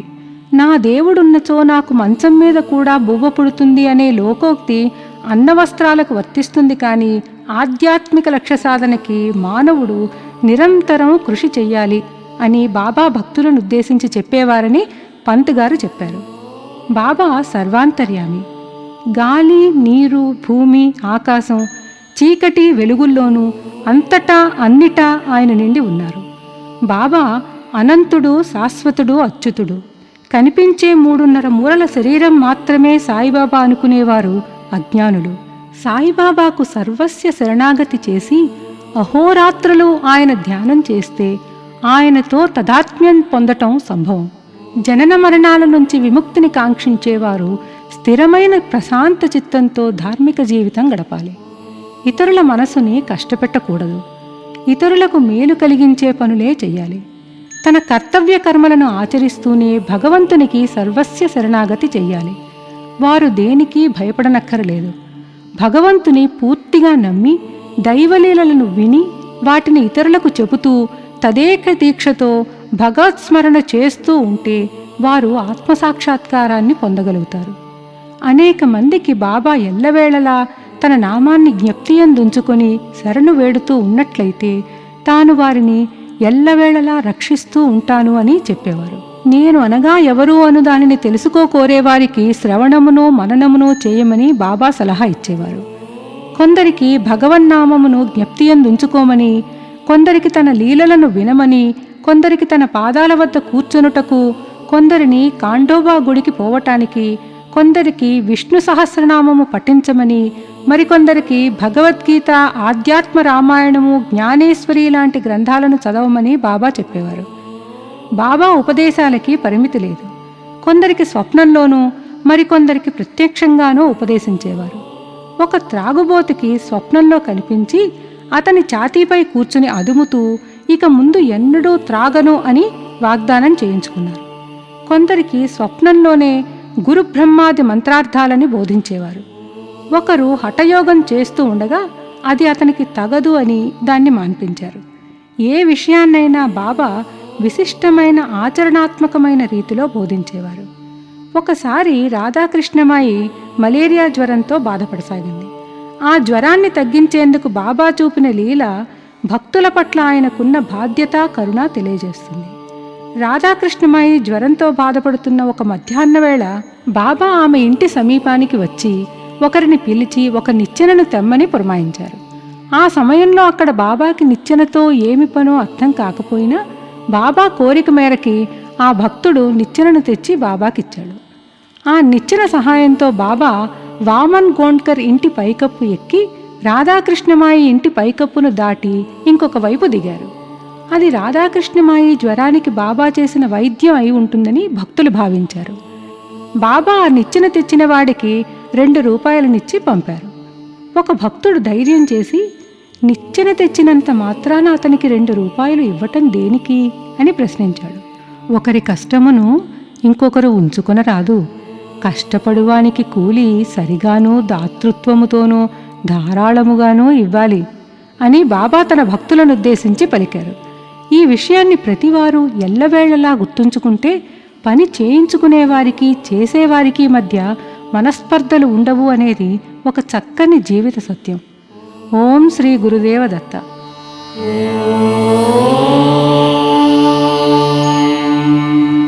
శ్రీ సాయినాథాయ నమః. ఓం శ్రీ సాయినాథాయ నమః. ఈ 20వ అధ్యాయంలో ఈశావాస్యోపనిషత్తులోని నీతి, కాకా ఇంటి పనిపిల్ల ద్వారా దాసగణ సమస్యకి బాబాగారు పరిష్కారం చూపించిన తీరు, సన్మార్గ బోధనకు సద్గురువులకే సమర్థత, యోగ్యత ఉంటుంది అనే సత్యం చెప్పబడ్డాయి. మధ్యాహ్న హారతి అయిన తరువాత బాబా మసీదు బయటకు వచ్చి గోడ పక్కన నిలబడి ప్రేమతోనూ దయతోనూ ఊదీ ప్రసాదం భక్తులకి పంచేవారు. భక్తులు కూడా ఉత్సాహంగా బాబా చెంత నిలచి ఆయన పాదాలకు నమస్కరించి వారి వైపు ఏకాగ్ర దృష్టితో చూస్తూ ఊదీ ప్రసాదం తీసుకునేవారు. బాబా పిడికిలతో భక్తుల దోసిళ్లలో ఊదీ పోస్తూ వాళ్ల నుదిటిపై ఊదీ బొట్టు పెట్టేవారు. ఆయన భక్తుల మీద అమితమైన ప్రేమను కురిపించేవారు. అన్నా, మధ్యాహ్న భోజనానికి వెళ్ళు. బాబా, నీ బసకు వెళ్ళు. బాపు, భోజనం చెయ్యి అంటూ భక్తులందరినీ పలకరిస్తూ ఇళ్లకి సాగనంపేవారు. ఆ దృశ్యం ఊహించుకుంటూ మనపై కూడా ఆయన దయా కరుణ కలగాలని ప్రార్థిద్దాం. దాసగణ మహారాజు ఈశావాస్యోపనిషత్తుపై మరాఠీ వ్యాఖ్యానం మరాఠీ ఓభీ ఛందస్సులో రాశారు. ఈ ఉపనిషత్తును మంత్రోపనిషత్తు అని, వాజసనేయ సంహితోపనిషత్తు అని కూడా అంటారు. ఉపనిషత్తులన్నిటికన్నా బృహదారణ్యక ఉపనిషత్తు పెద్దదని, ఇది ఈశావాస్యోపనిషత్తుపై వ్యాఖ్యానమని అంటారు. ప్రొఫెసర్ రాందే గారి మాటల్లో ఈశావాస్యోపనిషత్తు చాలా చిన్నదైనా దానిలో అంతర్దృష్టిని కలిగించే అనేక అంశాలున్నాయి. 18 శ్లోకాలతో ఆత్మను గురించిన అపురూప వర్ణన, అనేక ఆకర్షణలను దుఃఖాలను తట్టుకుని స్థైర్యము గల ఆదర్శ యోగీశ్వరుని వర్ణన ఈ ఉపనిషత్తులో ఉంది. రాబోవు కాలమున సూత్రీకరింపబడిన కర్మయోగ సిద్ధాంతముల ప్రతిబింబమే ఈ ఉపనిషత్తు. జ్ఞానమునకు కర్మలకు సమన్వయంగా ఉండే సంగతులు ఈ ఉపనిషత్తులో చెప్పబడ్డాయి. జ్ఞాన మార్గమును కర్మయోగమును సమన్వయం చేసి చెప్పుట ఈశావాస్యోపనిషత్తు సారాంశము. దీనిని మరాఠీ భాషలోనికి తర్జుమా చేయుటకు దాసగణ చాలా కష్టపడ్డాడు. ఈ ఉపనిషత్తు సారాంశంలో ఆయనకి కొన్ని సందేహాలు ఉండేవి. చాలామంది పండితులను అడిగాడు. ఎన్నో చర్చలలో పాల్గొన్నాడు. అయినా ఆయన సందేహాలు తీరలేదు. సద్గురు సాయినాథులు ఆయన సంశయాలను నివృత్తి చేయగల సమర్థులు అని ఆయన అభిప్రాయపడ్డారు. ఈశావాస్యోపనిషత్తు ఆత్మసాక్షాత్కారానికి సంబంధించిన శాస్త్రం కాబట్టి ఆత్మసాక్షాత్కారము పొందిన వారే ఈ ఉపనిషత్తులోని ధర్మ సూక్ష్మములను సవివరంగా తెలియజేయగలనని దాసగను భావించారు. ఆయన తన ధర్మ సందేహాలను సాయిబాబా ముందు ఉంచాలని నిశ్చయించుకున్నారు. ఆయన షిరిడీ వెళ్ళి సాయిబాబాను దర్శించి వారి పాదాలకు నమస్కరించి ఈశావాస్యోపనిషత్తును అర్థం చేసుకోవటంలో తాను ఎదుర్కొంటున్న ఇబ్బందులను బాబాకి తెలియజేసి సరి అయిన అర్థమును బోధించమని బాబాని వేడుకున్నారు. బాబా దాసగడును ఆశీర్వదించి, తొందరపడకు, ఆ విషయంలో ఎలాంటి కష్టమూ లేదు. నీ తిరుగు ప్రయాణంలో విలేపార్లేలోని కాకాసాహెబ్ దీక్షిత్ ఇంటి పనిపిల్ల నీ సందేహాలను తీరుస్తుంది అన్నారు బాబా. అక్కడ ఉన్నవాళ్లంతా బాబా తమాషా చేస్తున్నారు అనుకున్నారు. దాసగడు మహారాజుకు మాత్రం బాబా మాటల్లో అచంచలమైన విశ్వాసం ఉంది. బాబా వాక్ అంటే ఆయనకి బ్రహ్మవాక్కే. బాబా మాటల్లో తిరుగులేని నమ్మకం ఉన్న దాసగను తిరుగు ప్రయాణంలో విలేపార్లే చేరి కాకాసాహెబ్ ఇంట బస చేశారు. ఆ మరునాటి ఉదయం దాసగణకు మెలకువ వచ్చేసరికి ఒక చిన్నపిల్ల ఒక పాటను మనోరంజకంగా పాడుతోంది. ఆ పాటలో ఆమె ఒక చీరను వర్ణిస్తోంది. ఎర్ర చీర చాలా బాగుందని, దాని కుట్టుపని చాలా చక్కగాను, దాని అంచులు ఎంతో అందంగానూ ఉన్నాయని ఇలా సాగిపోతోంది ఆ పాట. ఆ పాట చాలా శ్రావ్యంగా అనిపించటంతో దాసగను బయటికి వచ్చి ఆ పాటను వినసాగారు. ఆ పాట పాడుతున్న పిల్లను చూడాలి అనే కుతూహలంతో ఆయన ఆ పిల్ల దగ్గరికి వెళ్ళారు. ఆమె చింకి బట్టలు కట్టుకున్న ఒక చిన్నపిల్ల. ఆ పిల్ల ఆ ఇంటి పని మనిషి నామ్యా చెల్లెలు. ఆ పిల్ల పాత్రలను తోముతూ పాటను పాడుతోంది. ఆమె పేదరికం ఆమె ధరించిన చింకి బట్టల్లో తెలుస్తోంది. ఆ స్థితిలో కూడా ఆమె పాత్రలను శుభ్రం చేస్తూ ఆనందంగా పాట పాడుకుంటోంది.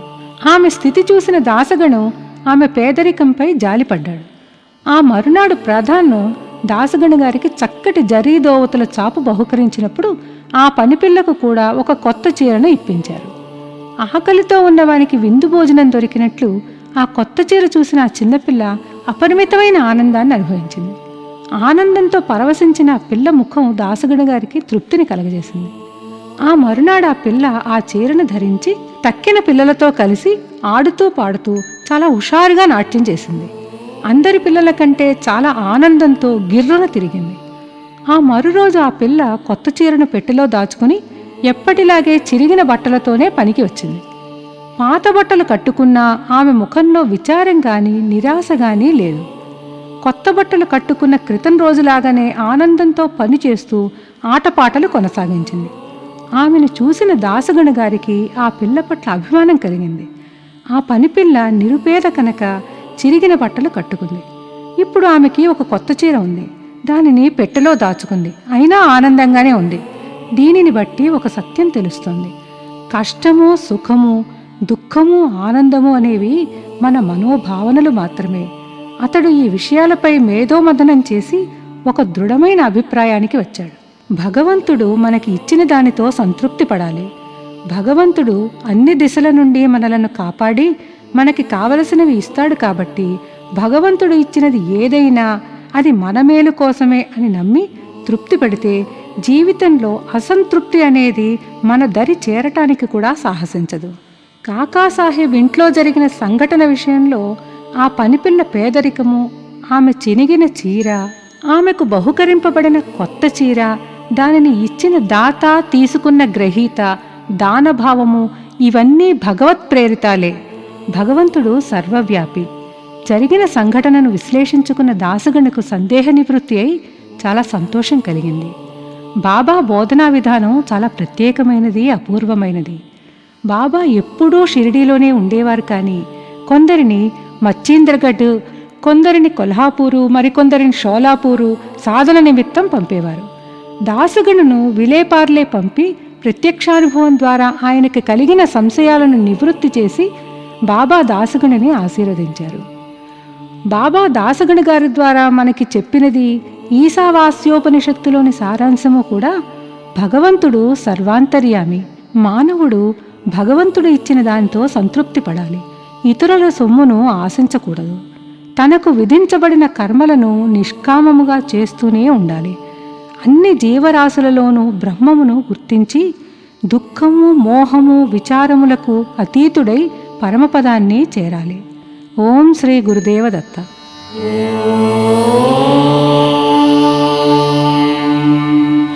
శ్రీ సాయినాథాయ నమః. ఓం శ్రీ సాయినాథాయ నమః. సాయి సచ్చరిత్రలోని 21వ అధ్యాయంలో 9 ఉండల గుర్రపు లద్దె కథ, మరికొందరి బాబా భక్తుల అనుభవాలు వ్రాయబడ్డాయి. బుద్ధి కర్మానుసారిణి. మన గత జన్మల పుణ్యకర్మ ఫలం వల్ల మాత్రమే మనకి మహాత్ముల సాంగత్యం లభిస్తుంది. చాలా కాలం బాంద్రాలో మ్యాజిస్ట్రేట్గా ఉన్న హేమాడ్ పంత్ ఆ ఊరిలోనే ఉన్న పీర్ మౌలానా అనే మహ్మదీయ మహాత్ముని దర్శనం చేసుకోలేకపోయారు. కానీ ఎంతో దూరంలో ఉన్న షిరిడీలోని సాయిబాబా దర్బార్లో శాశ్వత స్థానం పొందారు. భగవంతుని ఆజ్ఞానుసారం యోగులు వివిధ ప్రదేశాల్లో అవతరించి భక్తులకు తాము నడవవలసిన సన్మార్గాన్ని చూపి వారిని దరిచేరుస్తారు. యోగులు సద్గురువులందరిది అదే లక్ష్యం. విహెచ్ ఠాకూర్ రెవెన్యూ శాఖలో ఉద్యోగి. ఆయన ఉద్యోగరీత్యా కర్ణాటకలోని బెల్గాం దగ్గర వడ్గాం అనే ఊరు వెళ్ళారు. అక్కడ అతనికి అప్ప అనే ఒక కన్నడ యోగి దర్శనం లభించింది. ఠాకూర్ గారు ఆ యోగికి నమస్కరించి తిరిగి పోవటానికి అనుమతి కోరినప్పుడు ఆ యోగి ఠాకూర్ గారిని నిశ్చలదాసు రచించిన విచారసాగర అనే గ్రంథాన్ని చదవమని సలహా ఇస్తూ, నీ కోరికలు నెరవేరుతాయి. ముందు ముందు నీవు ఉద్యోగ బాధ్యతా నిర్వహణలో ఉత్తర దిక్కుకి వెళతావు. అక్కడ నీ అదృష్టవశాత్తు ఒక గొప్ప యోగి దర్శనం కలుగుతుంది. ఆయన నీ భవిష్యత్తుకు బాట చూపుతారు. నీ మనస్సుకి ఆనందము శాంతి కలుగుతాయి అన్నారు. కొంతకాలం తర్వాత ఠాకూర్కి జున్నూరు బదిలీ అయింది. అక్కడికి వెళ్ళటానికి నాన్హే ఘాట్ అనే లోయను దాటాలి. ఆ లోయ చాలా లోతైనది. ఆ లోయ దాటటానికి ప్రయాణికులకి ఉన్న ఒకే ఒక రవాణా సౌకర్యం ఏనుబోతు. ఏనుబోతుని ఎక్కడం కష్టమైనా ఠాకూర్ గారు లోయను దాటటానికి ఏనుబోతుని ఎక్కక తప్పలేదు. మరికొంత కాలానికి అతనికి జున్నూరు నుండి పదోన్నతిపై కళ్యాణ్కి బదిలీ అయింది. కళ్యాణ్లో అతనికి నానాసాహెబ్ చాందోర్కర్ గారితో పరిచయం అయింది. ఆయన ద్వారా సాయిబాబా గురించి తెలుసుకుని బాబా దర్శనం చేసుకోవాలని నిర్ణయించుకున్నారు. మరునాడు నానా షిరిడీ వెడుతూ ఠాకూర్ గారిని కూడా తనతో రమ్మన్నారు. ఠాకూర్ గారికి ఠాణాలో సివిల్ కేసు ఉండటంతో రాలేనని నానాగారితో చెప్పడంతో ఆయన ఒంటరిగానే షిరిడీ వెళ్ళిపోయారు. ఠాకూర్ ఠాణాకి వెళ్లేసరికి కేసు వాయిదా పడినట్లు తెలిసింది. నానాతో షిరిడీ వెళ్లనందుకు బాధపడి తాను ఒక్కడే వెళ్లటానికి నిశ్చయించుకుని వెంటనే ప్రయాణమై షిరిడీ చేరారు. అప్పటికే నానాగారు షిరిడీ వదిలి వెళ్లటంతో ఠాకూర్ గారు ఇతర స్నేహితులతో కలిసి బాబాను దర్శించటానికి వెళ్లారు. అతడు బాబా పాదాలకు నమస్కరించగానే ఆనందంతో అతని ఒళ్ళు గగుర్పొడిచింది. అతని కళ్ళు ఆనంద బాష్పాలతో నిండాయి. కొంతసేపు అయిన తరువాత ఠాకూర్ గారితో, ఇక్కడి మార్గము అప్పా బోధించే నీతులంత సులభము కాదు. నాన్హే ఘాటులో ఏనుబోతు మీద సవారీ చేయడం కన్నా కష్టమైనది. ఈ ఆధ్యాత్మిక మార్గము చాలా కఠినమైనది. దీనికి ఎంతో కృషి అవసరం అన్నారు బాబా. ఠాకూర్ గారి ఒక్కరికి మాత్రమే బాబా పలికిన పలుకులు అర్థమయ్యాయి. అతడు బాబాగారి సర్వజ్ఞతకి చెలించిపోయాడు. కన్నడ యోగి సూచించిన గొప్ప యోగి బాబాయే అని తలచి పరవశించాడు. బాబా పాదాలకి తన శిరస్సును ఆనించి నమస్కరించి తనను ఆశీర్వదించమని ప్రార్థించాడు. అప్పుడు బాబా ఠాకూర్ని ఆశీర్వదిస్తూ, అప్పా చెప్పినదంతా నిజమే, కానీ ఊరకనే గ్రంథాలను చదవటం వలన ప్రయోజనం లేదు. నీవు చదివిన విషయాన్ని అభ్యసించి ఆచరణలో పెట్టాలి. గురువు అనుగ్రహం లేని పుస్తక జ్ఞానం నిష్ఫలం అని బోధించారు. ఈ గురుబోధ ఠాకూర్ కళ్ళు తెరిపించింది. అది వరకు చదివిన విచారసాగరాలోని సిద్ధాంతాలను ఆచరణలో పెట్టడం అతడు షిరిడీలో నేర్చుకున్నాడు. అనంతరావు పాటంకర్ పూనా నివాసి. వేదాంగాలను అష్టాదశ పురాణాలను అవపోసన పట్టినవాడు. ఆయన ఒకరోజు షిరిడీ వచ్చి బాబా దర్శనంతో అమితానందం పొందాడు.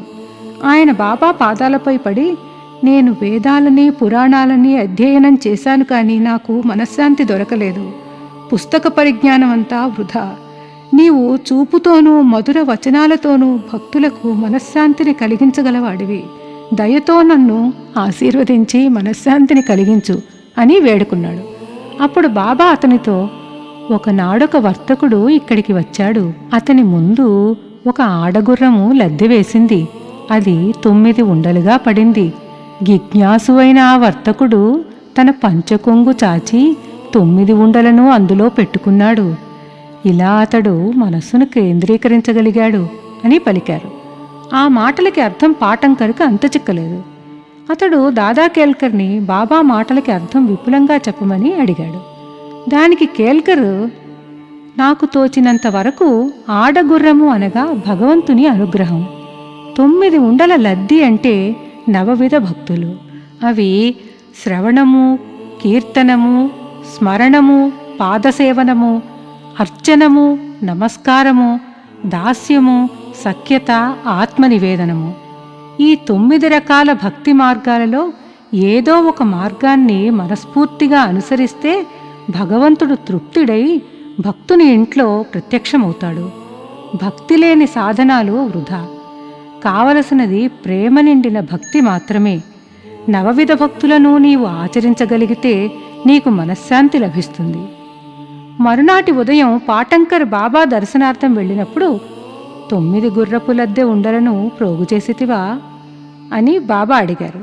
పాటంకర్, నేను నిస్సహాయుడను, మీ అనుగ్రహంతో మాత్రమే నేను వాటిని పోగు చేయగలను అని బాబాకి సవినయంగా మనవి చేసుకున్నాడు. నీకు శాంతిక్షేమములు కలుగుతాయి అని అతనిని ఆశీర్వదించి పంపారు బాబా. ఒకనాడు పండరీపురం నుండి ఒక ప్లీడరు బాబా దర్శనానికి షిరిడి వచ్చాడు. బాబాకి పాదాభివందనం చేసి అడగకుండానే బాబాకి దక్షిణ ఇచ్చి మసీదులో ఒక మూల కూర్చున్నాడు. బాబా అతనిని చూస్తూ, ప్రజలెంత టక్కరులు, వారు పాదాల మీద పడతారు, దక్షిణ ఇస్తారు, కానీ చాటున నిందిస్తారు అన్నారు. బాబా ఎందుకు ఇలా అన్నారు అన్నది ఆ ప్లీడర్ గారికి తప్ప ఇంకెవరికీ అర్థం కాలేదు. వాడాకి తిరిగి వెళ్ళాక ప్లీడర్ గారు కాకాసాహెబ్ దీక్షిత్కి బాబా మాటల వెనక ఉన్న కథని విప్పి చెప్పారు. గతంలో పండరీపురం సబ్జడ్జి నూల్కర్ తన ఆరోగ్యాభివృద్ధి కోసం షిరిడీ వచ్చి కొంతకాలం ఉన్నాడు. ఆ సమయంలో పండరీపురంలో ప్లీడర్ల గదిలో నూల్కర్ గురించి చర్చ జరిగింది.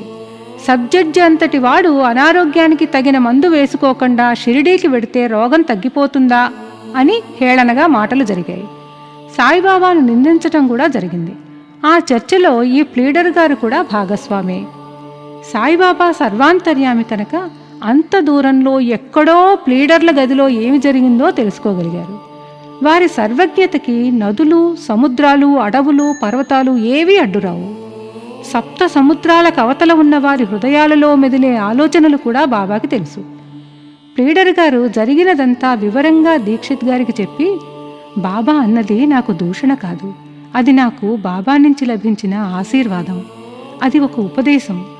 ఎవరూ ఎవరిని గురించి చెడుగా మాట్లాడకూడదు, ఆలోచించకూడదు, చెడు వ్యాఖ్యానాలు కూడా చెయ్యకూడదు అని స్వయంగా అనుభవపూర్వకంగా తెలిపి నాలో మంచి మార్పుకి పునాది వేశారు అంటూ బాబాకి కృతజ్ఞతాపూర్వకంగా నమస్కరించారు.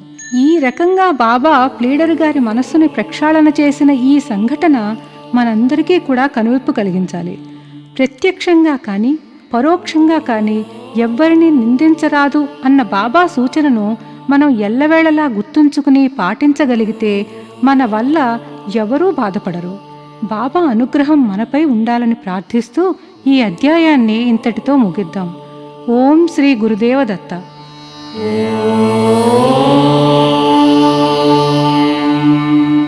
శ్రీ సాయినాథాయ నమః.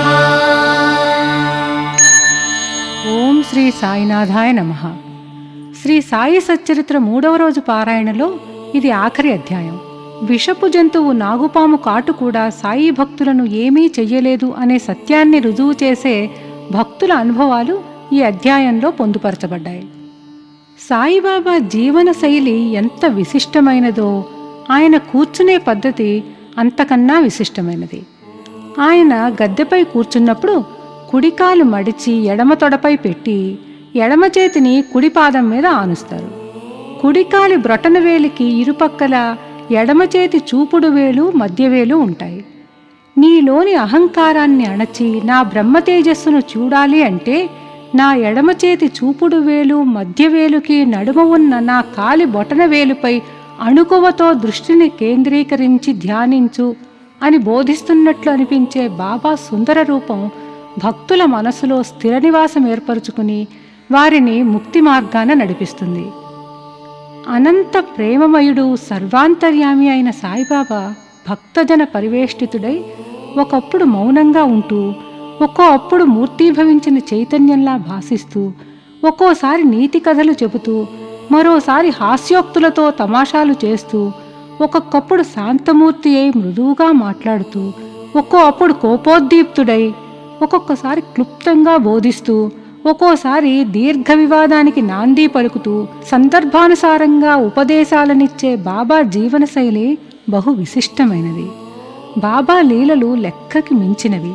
ఆయన మేధాశక్తి వర్ణనాతీతం. బాలాసాహెబ్ మిరేకర్ కోపర్గాంకి మామల్తుదార్. ఒకనాడు ఆయన చితిలీ గ్రామ పర్యటనకు వెడుతూ దారిలో షిరిడీలో ఆగి మసీదుకి వెళ్ళి బాబాకి నమస్కరించారు. బాబా అతనిని కుశల ప్రశ్నలు అడిగి జాగ్రత్తగా ఉండమని హెచ్చరిక చేస్తూ, నీకు మన ద్వారకామాయి తెలియనా అని అడిగారు. బాలాసాహెబ్ మౌనంగా ఉండటంతో, నేను ఇప్పుడు కూర్చున్నదే ద్వారకామాయి. ఎవరు ఆమె ఒడిలో కూర్చున్నా వారిని ఆమె కష్టాల నుండి ఆతురతల నుండి తప్పించును. ఈ మసీదు తల్లి చాలా దయార్థ హృదయురాలు. ఆమె నిరాడంబర భక్తులకు తల్లి. వారిని ఆపదల నుండి తప్పించును. ఆమె ఒడిని ఆశ్రయించిన వారికి కష్టాలన్నీ సమసిపోతాయి. ఆమె నీడను ఆశ్రయించిన వారికి ఆనందం కలుగును అని బాలాసాహెబ్కి చెప్పి అతనికి ఊదీ ప్రసాదం ఇచ్చి అతని తలపై చేయి ఉంచి ఆశీర్వదించారు. అతడు బాబా నుండి సెలవు తీసుకుని తిరిగి పోబోతూ ఉండగా, ఆ పొడవాటి వ్యక్తి నీకు తెలియనా? అదే సర్పము అంటూ బాబా తన ఎడమ చేతిని మూసి కుడి చేతి వద్దకు తెచ్చి పాము పడగలా ఉంచి, అతడు మిక్కిలి భయంకరుడు, కాని ద్వారకామాయి బిడ్డలను అతడు ఏమీ చేయలేడు. ద్వారకామాయి కాపాడుతూ ఉండగా పాము ఏమి చేయగలదు అన్నారు. శ్యామాను పిలిచి బాలాసాహెబ్తో చితిలీ వెళ్ళి ఆనందింపమని పలికారు. బాబా ఆజ్ఞను అనుసరించి శ్యామ బయలుదేరగా మిరేకర్ వద్దు అని నిరాకరించారు. శ్యామ వెనకకు వచ్చి బాబాకి ఈ సంగతి చెప్పగా, సరే వెళ్ళవద్దు, వాని మంచిని మనము కోరితిమి, నుదుట రాసినది జరగక మానదు అన్నారు. కొంతసేపటికి బాలాసాహెబ్ తిరిగి వచ్చి శ్యామాను రమ్మని పిలవగా శ్యామ బాబా అనుమతితో బయలుదేరారు. వారు టాంగాలో చితిలీ చేరి ఆంజనేయాలయంలో బస చేశారు. రాత్రి ప్రొద్దుపోయేదాకా మాట్లాడుతూ కూర్చున్నారు. బాలాసాహెబ్ చాప మీద కూర్చుని వార్తాపత్రిక చదువుతున్నాడు. అతని అంగవస్త్రంపై ఒక సర్పం ఉంది. దానిని ఎవరూ చూడలేదు. ఆ పాము కదులుతూ బుస కొట్టసాగింది. ఆ బుసని ఒక నౌకరు విన్నాడు. అతడు ఒక లాంతరు తెచ్చి ఆ వెలుగులో పామును చూసి పాము పాము అంటూ గట్టిగా అరవసాగాడు. బాలాసాహెబ్ భయంతో వణకసాగాడు. ఆ హడావిడికి పాము మెల్లగా కిందకి దిగసాగింది. అందరూ కట్టెలు తెచ్చి కిందకు దిగిన ఆ పామును కొట్టి చంపారు. బాబా పాము గురించి ఊహించగలిగినందుకు శ్యామ ఆశ్చర్యపోగా బాలాసాహెబ్ ప్రమాదాన్ని ముందుగా తెలియచేసి తనను సమయానుకూలంగా హెచ్చరించి తన ప్రాణాలను కాపాడిన బాబా పట్ల భక్తి గౌరవాలను పెంచుకున్నాడు. ఒకరోజు నానాసాహెబ్ డేంగ్లే అనే ఒక జ్యోతిష్కుడు బాపూసాహెబ్ బూటీతో, నీకు ఈరోజు ప్రాణగండం ఉంది అని హెచ్చరించారు. బూటీ ఆందోళనకు గురయ్యాడు. యథాప్రకారం బూటీ మసీదుకి వెళ్ళినప్పుడు బాబా బూటీని చూసి, ఈ నానా ఏమంటున్నాడు? నీకు మరణం ఉందంటున్నాడు కదా, నీవేమీ భయపడకు, మృత్యువు ఎలా వస్తుందో చూస్తానని వానికి ధైర్యంగా చెప్పు అన్నారు. ఆ సాయంత్రం బూటీ మరుగుదొడ్డికి పోయినప్పుడు అక్కడ ఒక పాముని చూశాడు. అతని నౌకరు ఆ పాముని రాయితో కొట్టబోయాడు. రాయి కాదు, ఒక పెద్ద కర్ర తీసుకుని రమ్మని బూటీ నౌకరిని పంపాడు. ఆ నౌకరు కర్ర తెచ్చేటంతలో పాము పారిపోయి అదృశ్యమైపోయింది. బూటీకి ప్రాణగండం తప్పింది. తనకి ప్రాణగండం తప్పుతుంది అని బాబా ధైర్యం చెప్పటం జ్ఞాపకం చేసుకుని బాబా తన భక్తులని రక్షించి ప్రాణాపాయాల నుంచి కూడా తప్పించగలరు అని తలపోసి సంతోషించాడు. కోపర్గాం తాలూకా కొరాలే గ్రామ నివాసి అమీర్ సక్కర్ ఒక కమిషన్ వ్యాపారి. అతడు కొంతకాలంగా కీళ్ల నొప్పులతో బాధపడుతున్నాడు. అతడు తన వ్యాపారాన్ని వదిలి షిరిడీ వచ్చి బాబా దర్శనం చేసుకుని తన అనారోగ్యం గురించి విన్నవించుకుని దానికి ఉపశమనం కలిగించమని వేడుకున్నాడు. బాబా అతడిని చావడిలో ఉండమన్నారు. చావడి ఎప్పుడూ తేమగా ఉండి కీళ్ల నొప్పులతో బాధపడేవారు ఉండటానికి చాలా అసౌకర్యంగా ఉంటుంది. అతడు అక్కడే ఉండాలని, మసీదుకి కానీ మరెక్కడికి కానీ వెళ్ళరాదు అని బాబా ఆజ్ఞాపించారు. బాబా మాటే ఔషధం కనుక సక్కరు చావడిలోనే ఉండసాగాడు. చావడిలో ఉండటం మూలాన్న అతడికి బాబా సాంగత్యం లభించింది. 9 నెలలు ఎక్కడికి కదలకుండా ఉండటం వల్ల సక్కర్ విసుగు చెంది ఒకరోజు రాత్రి అక్కడి నుంచి పారిపోయి కోపర్గాం చేరి అక్కడ ఒక సత్రంలో బస చేశాడు. అక్కడ ఒక పకీరు చావు బ్రతుకుల మధ్య కొట్టుమిట్టాడుతూ కొంచెం మంచినీళ్లు అడగ్గా సక్కర్ అతనికి మంచినీళ్లు ఇచ్చాడు. ఆ నీళ్లు తాగుతూనే ఆ ఫకీరు ప్రాణాలను వదిలేశాడు. ఆ ఫకీరు చావు అమీర్ సక్కర్కు పెద్ద చిక్కు తెచ్చిపెట్టింది. పోలీసులు తమ విచారణలో తననే అనుమానిస్తారేమోననే భయం పట్టుకుంది. బాబా అనుమతి లేకుండా షిరిడీ వదలటం వల్లే తాను ఇలాంటి చిక్కుల్లో చిక్కుకున్నాను అని నమ్మిన సక్కర్ పశ్చాత్తాపడి రాత్రికి రాత్రే బయలుదేరి షిరిడీకి తిరుగు ప్రయాణమై తెల్లవారక మునిపే షిరిడీ చేరి బాబా ఆజ్ఞానుసారమే చావడిలో ఉండి రోగ విముక్తుడయ్యాడు. భక్తుల అనారోగ్యాలకి ఔషధం బాబా వాక్కు. భక్తులు షిరిడీ వెదలి వెళ్ళటానికి బాబా అనుమతి తప్పనిసరి అని జరిగే సంఘటనలన్నీ నిరూపిస్తున్నాయి. ఒకనాటి నడిరాత్రి బాబా, ఓ అబ్దుల్, నా పరుపు పైన ఏదో దుష్టప్రాణి పాకుతోంది అని అరిచారు. అబ్దుల్ వెంటనే లాంతరు తెచ్చి బాబా పడకనంతా వెతకి చూసినా ఏమీ కనపడలేదు. జాగ్రత్తగా చూడు అంటూ బాబా సటకాతో నేల మీద కొట్టారు. అమీర్ సక్కర్ బాబా ప్రవర్తన చూసి అక్కడికి ఏదో పాము వచ్చిందని గ్రహించాడు. సుదీర్ఘ సాంగత్యం వల్ల సక్కర్కి బాబా మాటలకి చేష్టలకి అర్థం బాగా అవగతం అవసాగింది. అతడు తన దిండు దగ్గర ఏదో కదులుతున్నట్లు గమనించాడు. అబ్దుల్ని లాంతరు తెమ్మని అక్కడ చూడగా అక్కడ ఒక పాము కనిపించింది. వెంటనే అందరూ కలిసి దానిని కొట్టి చంపివేశారు. బాబా సకాల హెచ్చరిక సక్కర్ని పాము కాటు బారి నుండి కాపాడింది. కాకాసాహెబ్ దీక్షిత్ నిత్యము ఏకనాథ భాగవతము, భావార్థ రామాయణాలను పారాయణ చేసేవారు. ఒకరోజు పురాణం మంచి రసవత్తరంగా జరుగుతోంది. శ్రోతలందరూ మైమరచి ఆ పురాణ పఠనాన్ని వింటున్నారు. ఇంతలో హేమాడ్ పంత్ తన కుడి భుజముపై ఒక తేలు ఉండటం గమనించాడు. పురాణ శ్రవణం చేసేవారిని భగవంతుడు కూడా రక్షిస్తాడు అని ఆయన నమ్మకం. అందుకే గాబరా పడకుండా, ఇతర శ్రోతలకు భంగం కలగకుండా ఉత్తరీయం 2 అంచులను పట్టుకుని దానిలో ఉన్న తేలును బయట తోటలో పడవేశాడు. ఆ తేలు కూడా పురాణ పఠనం వింటున్నట్లు కదలక మెదలక ఉండి అతనికి సహకరించింది. ఒకనాటి సాయంకాలం కాకాసాహెబ్ గారింటి మేడ మీద కొంతమంది కూర్చుని చర్చించుకుంటూ ఉండగా ఒక సర్పం కిటికీలో ఉన్న చిన్న రంధ్రంలో చుట్టుకుని కూర్చుని తలని మాత్రం పైకి ఉంచి ఆడిస్తోంది. ఆ పాము కదలికలను కనిపెట్టిన వారంతా ఒక దీపం తీసుకుని వచ్చి బడితెలతో కర్రలతో ఆ పామును కొట్టడానికి సిద్ధపడ్డారు. ఆ పాము ఉన్న చోటు కొట్టడానికి వీలు లేకుండా ఉండటం వల్ల వారు ఆ పామును చంపలేకపోయారు. కానీ ఆ గోలకి పాము రంధ్రంలో దూరి మాయమైంది. అందరికీ ఆపద తప్పింది. ఈ సంఘటన ఒక వివాదానికి దారితీసింది. ముక్తారాం అనే భక్తుడు సర్పములను, ఇతర క్రూర జంతువులను చంపుట సరికాదు అన్నాడు. హేమాడ్ పంత్ అతని వాదనతో అంగీకరించలేదు. విషపు జంతువులను, క్రూర జంతువులను చంపుట పాపము కాదు అన్నారు. ఆ వాదన ఎటూ తేలలేదు. ఆ రోజుకి వాదన ముగించి మరునాడు ఆ విషయం బాబా ముందు ఉంచారు. వారి వాదనలు విని బాబా, భగవంతుడు అన్ని జీవులలోనూ నివసిస్తున్నాడు. అవి పాములు గాని తేళ్లు గాని కావచ్చు. ఈ ప్రపంచమును నడిపించు సూత్రధారి భగవంతుడే. పాములు తేళ్లతో సహా సకల జంతుకోటి భగవంతుని ఆజ్ఞను శిరసావహిస్తాయి. భగవంతుని ఆజ్ఞ లేకుండా ఎవరూ ఎవరినీ ఏమీ చేయలేరు. ఈ ప్రపంచమంతా భగవంతునిపై ఆధారపడి ఉంది. ఎవరూ స్వతంత్రులు కారు. మనము అన్ని జీవులను ప్రేమించాలి. అనవసర కలహాలతోనూ చంపడాలలోనూ పాల్గొనరాదు. కారుణ్యము, ఓపికలు కలిగి ఉండాలి. అందరినీ రక్షించువాడు దైవమే అంటూ వచ్చిన వారికి హితవు చెప్పారు.